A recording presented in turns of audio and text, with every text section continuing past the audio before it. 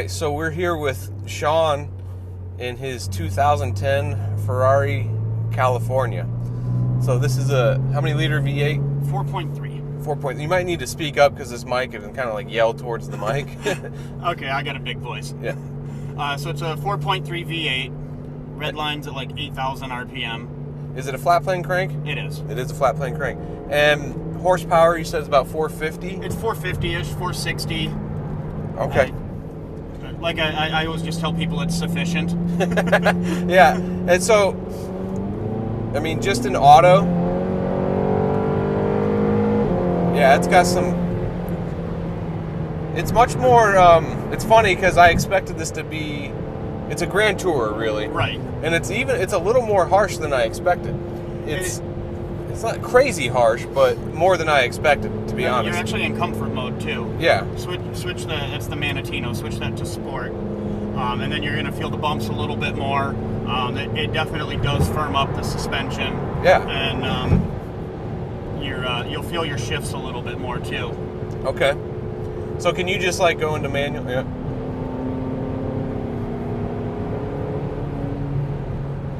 Yeah, it's... This isn't my first Ferrari I've ever driven. I've driven a 360 that was in a manual. So this is the first F1 that I've driven. So that was a gated manual. Yeah. Mm-hmm. So that would have been the single clutch F1 gearbox. This is a dual clutch. This is Ferrari's first dual clutch. It is, okay. And it's actually, it was one of the big reasons that I bought this car. Okay. Because I had a particular price range I had to stay in, and to get a Lamborghini in that price range, it would have been an E-Gear, which is a single disc, or a gated manual. And I let people drive my car way more than probably any Ferrari owner ever. Most likely, yeah. There was a lot of anxiety, like a $10,000 clutch. So the choices were either an E-Gear, which you have to drive very, very carefully. You have to know how to drive it. They're only good for 10 to 15,000 miles if you drive them right. Oh my goodness. They're good for significantly less if you don't know what you're doing. Or a manual, which would have been awesome, but then there's still the fear that the guy that you let drive it says he knows how to drive a stick, and then he smokes a $10,000 clutch. Yeah. And then you have a really bad day. Exactly. Because the first Ferrari I drove was a, now it's a, what was before the 430? Or not the 360, before the 360. The 355? The 355. I drove a 355 manual transmission, and the guy was super cool. He took me for a ride in it, and then we got back, and he looked at my shoes. He says, "Do you know how to drive stick?" And I said, "Yeah." And because I had smaller shoes on so I could fit in the pedal box. And so we're driving, and I do a downshift to third, and I actually ground third. And I was like, "Oh, I'm so sorry." And he was like, "I do it all the time. Don't worry about it." So I love that you're kind of under the same mentality. You know, you're letting people enjoy this car with you, which is awesome. And that's what that guy did. If he trusted you that you could drive stick and that you appreciated it, right, he would let you drive it. I got into cars when I was really, really young, and never dreamed that I would get to the level that I am right now, driving a Ferrari. Yeah. But I always said that if I did, I would take the opportunity to share that with other people, and also that I would drive it. This car doesn't sit in a garage. It doesn't get polished every day and looked at under a microscope. Yeah, so all you commenters that are going to be like, "Man, why is that car so dirty?" Because he literally just drove here from Kalamazoo, and we just started filming. Yeah, it was 100 and something miles. I don't know. Yeah, so it's not a show car. It's a daily driven car. Right, yeah, I drive it every day, pretty much every day. If the roads are going to be super bad, and I know that, I'll probably leave it inside and grab something else. Yeah. But yeah, I mean, I've been caught in a snowstorm in it. I've been out in the rain. I've done my fair share of donuts in the rain. Well, we're heading up to my favorite road. It's a really tight and twisty road. And right now, just through those two roundabouts, this is very responsive. The steering's very light, so the turn-in's very quick. I really like it. Honestly, it's very surprising. People think Ferrari California. They think entry-level Ferrari. Yeah. It's... Well, because when we were talking, when you were car shopping, and you suggested the California. I was like, yeah, do you really want a California? I remember the conversation. It's like, that's kind of like the... You're like, I don't think you're going to like that as much as you think, but I've never driven one, so right. That's just the stereotype that these kind of have with them, is it's kind of like the 944 Porsches. Yeah. Yeah, it's a Porsche, but it's not a 911. There you go. Those shifts are awesome. Again, another just amazing decision on my part. I feel like the dual clutch gearbox, I assume doing what you do, you know how a dual clutch works. Yeah, I'm still surprised at how aggressive those hits are for a 2010. Right. For Ferrari's first dual clutch gearbox. Yeah. I mean, when it shifts, and it's in sport mode. Oh, they put gravel down. All right, so we're turning down my favorite road to really see what's what. So far, like I've told Sean, I'm surprised at how much more aggressive this car is, because you always think of it as a Grand Tourer, and it's actually a really fun sports car. The exhaust note's awesome. I'm not even really getting it up that high in the rev range. The steering is light and very precise. This is the most traffic I've ever seen on this road. Of course, the day of a Ferrari. The direct damn of a Ferrari, yeah. So, this is a great car. You're like not afraid to drive it. That's what's great about it. Like if I was in a Lamborghini, I don't know, I think I'd be more timid. Maybe. I don't know. If you were in a Huracan, I don't think you would be. Okay, because I've driven a Gallardo, and it felt like I needed to baby it. But yeah, I don't know if that's the truth or not. Well, the Gallardo was the single clutch, the Gallardo, the single disc, the Gallardo, or the gated manual. They're a different beast. The new ones, the Huracans, are darn near bulletproof, and they don't feel like they're gonna bite you. Okay. Like, I mean, older Lamborghinis, you feel like they're gonna rip your head off at any moment. Okay. Yeah. See, I've never really and the funny thing too about driving that Gallardo for the first time, it was a stick or a manual transmission, and I had always heard that because you heard about the Countaches where the clutch was like super super heavy, the pedal, and very very hard to operate, and that was honestly a very easy clutch to operate. It was very lightweight. But this is really really impressing me.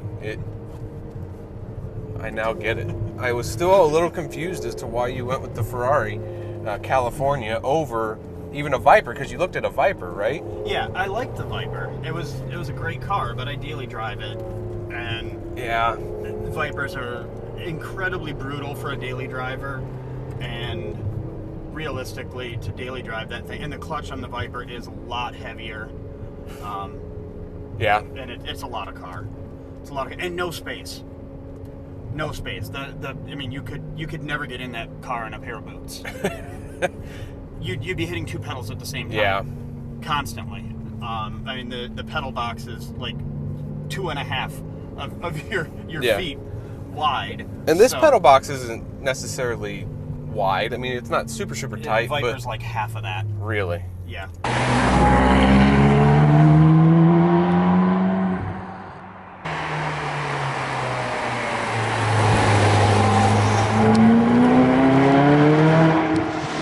I'm really starting to get it, like big time, why you went with this, because it's not just like yeah, it's a Ferrari. It's a legit Ferrari. It's fun. And the beauty of it, I bet your drive over here wasn't super uncomfortable. No, I mean it's you definitely feel it more than a lot of cars, but it's not ridiculously harsh. You can daily drive it and still feel comfortable. You can go to the store, and you don't know it. You haven't looked at that yet, but there's like a million different ways to adjust these seats. All your bolsters are adjustable in and out. Your backrest, your lumbar. So The only issues you have with driving this car are if you're short. Yeah, I feel like I think the seat's a little low for me where it's set because I feel like I'm doing this the whole time. But it's, I think that's my only complaint. But that's adjustable. Yeah. Okay, so you've owned this car now for how long? A little over a month. A little over a month. Is there anything you don't like about the car?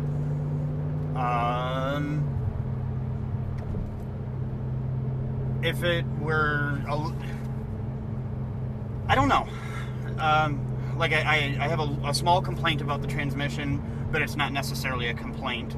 It could downshift farther when it's in auto. Mm-hmm. So there's that. Obviously, fuel economy. What is the average? It says 12 city, 19 highway according to the EPA, but I think they were on break that day. Or maybe it's my driving style. I'm figuring I get probably 7 or 8 in the city and 12 or 13 on the highway. That's a huge difference. Yeah, it could be my driving style. It could be, yeah. Well, I mean, just for instance, we're below half a tank right now. I filled up before I left to come here, and it's about 100 miles. And it's roughly a 20-gallon tank, so... Whoa, yeah. Wow. So 10 gallons with our Spirited, actually over 10 gallons. We've probably used 11 or 12 gallons with our Spirited driving here. Yeah. So... Yeah, your driving style probably used about a gallon back there. Probably. But earlier you said, too, the stereo's not really that great. I'm not impressed with it, but I didn't buy it for the stereo. Right, exactly. If you want to hear something that sounds fantastic, just roll your windows down. Yeah, the exhaust does sound really good.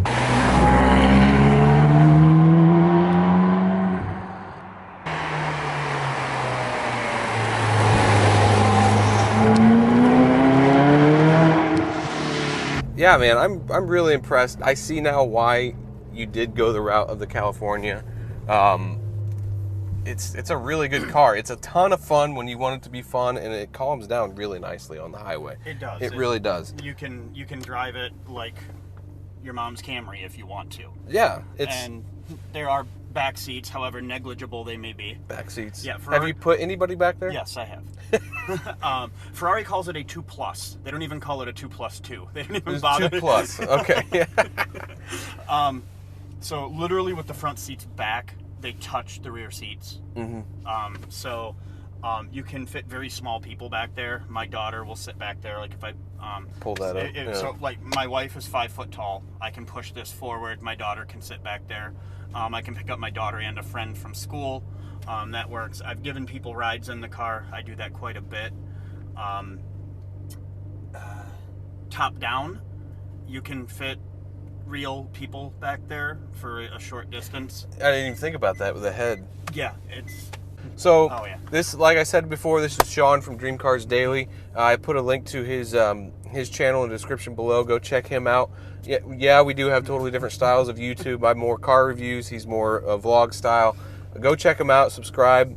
All cars, though. Yeah, well, it's all automotive related. And then we actually met at the Chicago Auto Show, so that's how we got going on this. So go check him out. Please check out our podcast. He'll be on there this week as well. And please don't forget to subscribe, and thanks for watching. Subscribe to Carguments, you guys. Yeah, thank you. Go check out Dream Cars Daily.